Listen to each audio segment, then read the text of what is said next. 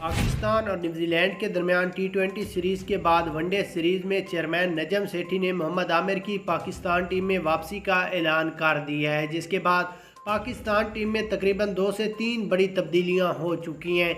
इन तब्दीलियों की असल वजह यही थी कि चेयरमैन नजम सेठी ने आज प्रेस कॉन्फ्रेंस करते हुए बाबर आजम और शहीन शाह अफरीदी समेत पाकिस्तान टीम की तारीखी छितरोल की है कि किस तरह पाकिस्तानी खिलाड़ियों ने ये प्लेइंग 11 तैयार की है और न्यूजीलैंड के खिलाफ टी20 सीरीज़ में इबरतनाक शिकस्त हुई है।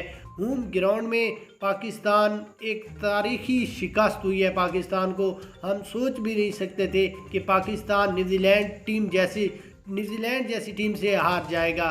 चले वो हो गया, लेकिन अब वनडे सीरीज़ है और वनडे सीरीज़ में हमें सोचना चाहिए कि हमने किस तरह प्लेइंग 11 तैयार करनी है। मैं खुद प्लेइंग 11 तैयार करूंगा, जिसमें मोहम्मद आमिर से मेरी ऑलरेडी बात हो चुकी है, वो प्रैक्टिस भी कर रहा है और इंशाल्लाह वो जल्द से जल्द वनडे सीरीज़ में पाकिस्तान टीम की नुमाइंदगी करेगा। सिर्फ नुमाइंदगी नहीं बल्कि शाहीन का साथ देकर पाकिस्तानी बॉलिंग लाइन बिल्कुल मजबूत करेगा और न्यूजीलैंड को टी20 सीरीज़ वाला बदला लेगा और वनडे सीरीज़ में एक तारीखी इबरतनाक शिकस्त देगा।